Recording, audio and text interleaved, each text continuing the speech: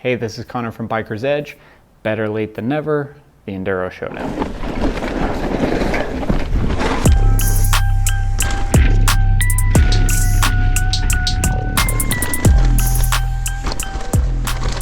All right, we've got 5 bikes for you. We've got the Transition Spire, Santa Cruz Megatower, Rocky Mountain Altitude, Orbea Rallon, and the Revel Rail 29. These are some of the newest bikes we've had on the channel that fall in the Enduro category, although I will say the Revel Rail 29 probably skews a little bit more all-mountain than the rest of these bikes, but we're going to include it in this showdown. I have already reviewed each one of these bikes. I will link to them in the description below, so I'm not going to get into each of these bikes. I've already done that. Go watch those videos first and come back here. Alrighty, so we're going to start with climbing performance. 2 of these bikes really stand out in the efficiency department. The first being the Rail 29 and the second the Rallon. Both of these bikes are extremely efficient pedalers. The body position is great, the geometry is great, and the suspension is great.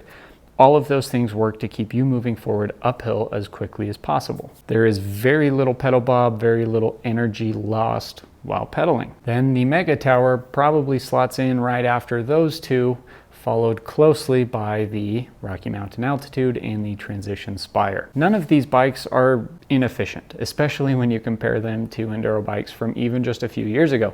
I remember some of those things, you would sit and pedal and you'd just be bouncing up and down, wasting all of your energy, and not a single one of these bikes is like that. They all pedal surprisingly well, and I hope that's a new trend going forward in Enduro bikes, is that we don't forget about pedaling efficiency or bike efficiency. Next up, we have technical climbing ability. And what I'm talking about here is when the trail gets steep, when it gets loose, when it gets rocky, rooty, twisty, tight, when you've got uphill switchbacks. So again, one bike really stood out in this category, and that's the Rail 29. Between the quick, efficient suspension platform and the shorter, steeper geometry, this bike killed it in the technical climbs. It's able to make it around a tight technical switchback. It's able to keep traction through rocks and roots. It really does it all on the climbs. The runner-up here is probably a toss-up between the Orbea Rallon and the Rocky Mountain Altitude. Those 2 both have very similar handling characteristics, and it makes sense because the geometry between those 2 is probably the most similar in this whole test. The biggest difference is going to come down to the suspension platform on those 2. Where the Rallon feels firm and efficient, the Rocky feels a little softer and more plush. The Megatower probably slots in next here, followed by the Transition Spire. The Spire it's not really a suspension problem, it's not inefficient, it's just that bike is really, really big. So you get to a technical switchback or a tight switchback, it's a lot harder to get yourself around it. So overall on the climbs, there is a standout bike here, and if you haven't guessed, it is the Revel Rail 29. And that does make sense because it's way more all-mountain than the rest of the bikes in this category, but it does go uphill very, very well, especially when you consider how well it goes back downhill. Now for the fun part, there is something very special about riding a big burly bike on big burly trails. These bikes all crave rocks, roots, drops, jumps, compressions, all the fun stuff. First is suspension design, then we'll get into handling, capability, and last, fun factor. So suspension design for me is one of the biggest factors in how a bike feels out on the trail. And the Santa Cruz Megatower hits the nail right on the head. It is some of the best suspension I have ridden in the last long time. It seems to strike the perfect balance between plush, smooth, supple, and fun, playful, poppy. It just really does it all, especially for a big burly bike like this. It is as plush as you would want a big bike to be without that kind of dead, wallowy feel that a lot of these big bikes get. The Rail 29 surprisingly felt very similar. It was very, very plush, very soft, very supple off of the top, but there was still a lot of support for pumping, cornering, and jumping. The Transition Spire is the plushest bike in the entire group.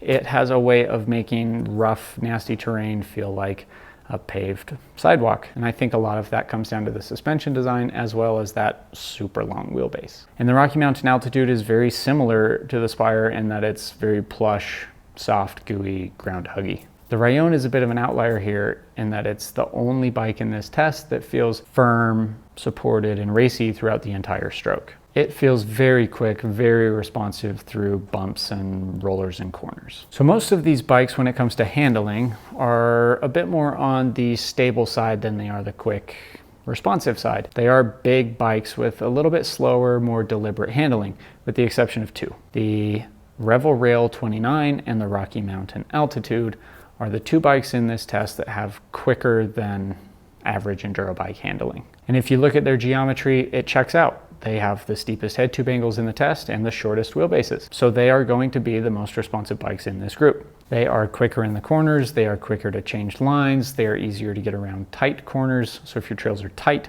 they're going to be easier to ride. On the other side of that coin, the Spire and the Megatower are the biggest, slowest, most deliberate handling bikes in the test. They are very, very stable at speed, but they do take a little bit more effort to get around a corner or to pick your way through tight terrain. They are happier to go through the rough stuff rather than having to go around or over it. And lastly, the Orbea Rallon falls somewhere in the middle. It's not ultra quick, not ultra responsive, but it's definitely not as deliberate as the Spire and the Megatower. Now, when it comes to capability, you can't beat the Spire in this test. It is the longest, slackest, biggest bike that we have here today, and it makes sense that it makes short work of the roughest, nastiest terrain around. It is the bike I would grab if I was riding gnarly, scary trails, because it makes them way less gnarly and way less scary. And the Megatower is really not far behind the Spire in that regard. It is still a bit of a monster truck, but it pays a bit less of a penalty than the Spire when you get on mellower, faster, smoother terrain. And the Rallon and the Altitude fall a bit more on the all-mountain side of the spectrum when it comes to capability. They have shorter wheelbases, they have a little bit steeper head tube angle geometry. Their capability is a little bit less than Megatower and Spire, but they still do really, really well, don't get me wrong. In fact, both of these bikes do very, very well in the EWS, which has really rough, nasty tracks. But I think why they do so well is because they are a little bit shorter and they are a little bit steeper. They're able to get around the tighter, twistier terrain of those European tracks. Lastly, the Rail 29. It is quite a bit less capable than the rest of these bikes in this test when it comes to rough, nasty terrain. It's a lot more of a scalpel than it is a chainsaw. So while the Rail 29 isn't the most capable bike in the test, it does top the charts when it comes to fun factor. This bike is poppy, it's really fun to jump, it's easy to get airborne, it's fun to throw it into a corner.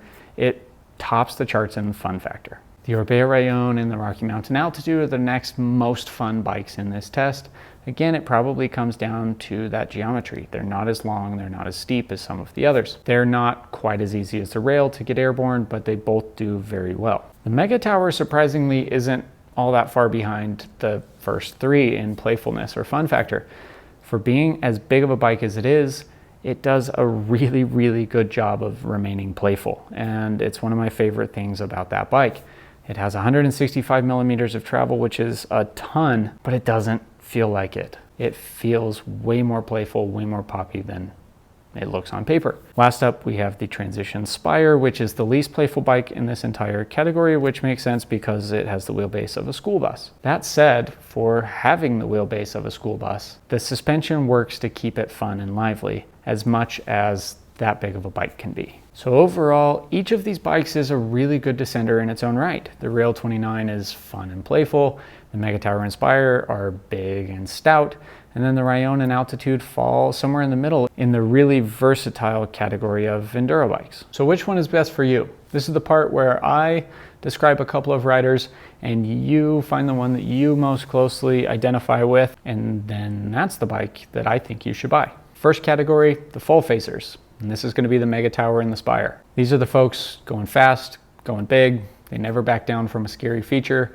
They're not only surviving the rough, nasty trails, they're looking for more speed, or they're looking for bigger, better, gnarlier lines. These folks rarely find themselves on greens. Their warm-up trails look like most of our hardest trails. Next group, the half shells, and this is for the Rallon or the Altitude. So these folks find themselves on the widest variety of trails. They will ride any trail you take them on, although they're not always going to hit the biggest, fastest, gnarliest lines. These folks also find themselves doing big climbs frequently, so they need a bike that will get them to the top and leave them some energy for the descents. And last up, we've got the no knee pads group, and this is for the Rail 29. Knee pads are too enduro for these folks. They are way more balanced in how they ride a bike. They not only survive the uphill, they maybe enjoy it, or they're looking to push the pace on a group ride.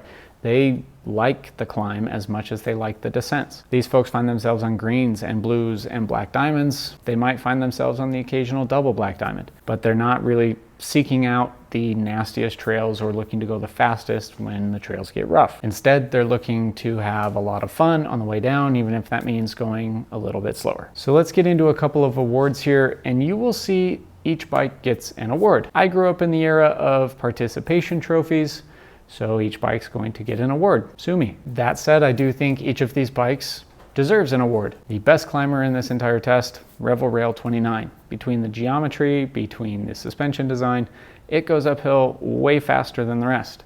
It is the bike I would grab if I had a really long, big day in the mountains ahead of me. The most capable descender. This is a no-brainer. It's a Transition Spire because it's huge, because it's plush, soft, burly, squishy, and it's got a really long wheelbase. Next up, best suspension, Santa Cruz Megatower. That suspension is really good. It's incredible. It is some of the best suspension I've ridden to date. It's ultra plush, yet somehow really playful, and it still climbs really well. So I don't know how that works. Last up, most versatile, which is going to be the Orbea Rallon and or the Rocky Mountain Altitude. Both of these bikes come in a 29-inch or mullet setup. They both have really adjustable geometry, and they both ride with a lot of versatility. They handle rough terrain, they handle mellower terrain, they handle climbs, they handle tight, they handle technical. They just really do it all.